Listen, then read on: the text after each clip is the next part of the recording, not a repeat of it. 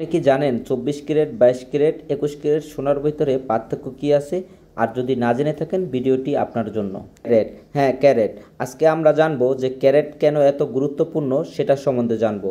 প্রথমে জেনে নেই ক্যারেট আসলে কি। দেখুন, ক্যারেট হচ্ছে একটা শব্দ যেটা স্বর্ণের শুদ্ধতা পরিমাপ করার জন্য। বেশি ক্যারেট তত বেশি খাঁটি সোনা।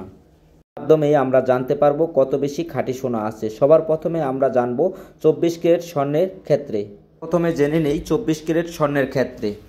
24 ক্যারেট স্বর্ণ মানে কে শব্দটির অর্থ হচ্ছে ক্যারেট। 24 ক্যারেট স্বর্ণ খাঁটি স্বর্ণ, যার ভেতরে অন্য কোনো ধাতুর মিশ্রণ থাকে না। এ কারণে 24 ক্যারেট স্বর্ণকে 100% খাঁটি সোনা তো বলাই যায়। তারপরেও 24 ক্যারেট স্বর্ণকে 99.99% খাঁটি মনে করা হয়। পৃথিবীতে কোনো জিনিসই 100% শুদ্ধ হয় না। তারপরেও পৃথিবীর ভেতরে 24 ক্যারেট স্বর্ণকেই সবচেয়ে খাঁটি সোনা মনে করা হয়। থেকে বেশি 24 ক্যারেট, 26 ক্যারেট, 27 ক্যারেট সোনা হয় না। তারপরেও কিছু অসাধু ব্যবসায়ী আছে 24 ক্যারেট, 26 ক্যারেট বলে চালিয়ে দেয়। 24 ক্যারেট স্বর্ণ খাঁটি সোনা হওয়ার কারণেই 22 ক্যারেট, 21 ক্যারেট চেয়ে 24 ক্যারেট স্বর্ণের দাম বেশি হয়ে থাকে। সোনা খুবই নরমীয় হয়, এ কারণেই 24 ক্যারেট স্বর্ণ দিয়ে কোনো গহনা তৈরি করা হয় না। এটি নরম হওয়ার যাওয়ার কারণে সহজেই বেঁকে যেতে পারে। আমরা এবার জানবো 22 ক্যারেট সোনার ব্যাপারে। আপনি কি জানেন বাংলাদেশের বেশিরভাগই বিয়ের অনুষ্ঠানে এই 22 ক্যারেট স্বর্ণের অলংকার ব্যবহার করা হয়? আর 22 ক্যারেট স্বর্ণকেই বা কেন 916 বলা হয়?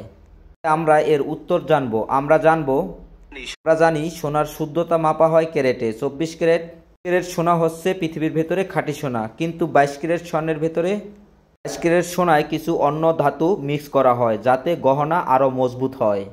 আসি মূল প্রশ্নে। 22 সোনাতে 91.6% খাঁটি সোনা থাকে। এবার আসি মূল প্রশ্নে। ধরেন 100 গ্রাম সোনাতে 91.6% খাঁটি সোনা থাকবে। এই হবে নিকেল বা তামা ও দস্তা। 22 ক্যারেট স্বর্ণকে আমরা সংক্ষেপে 916 বলে থাকি। এভাবেই 22 ক্যারেট সোনার শুদ্ধতা প্রকাশ করা হয়। 22 ক্যারেট স্বর্ণের গহনা ব্যবহার করার অনেক সুবিধা আছে।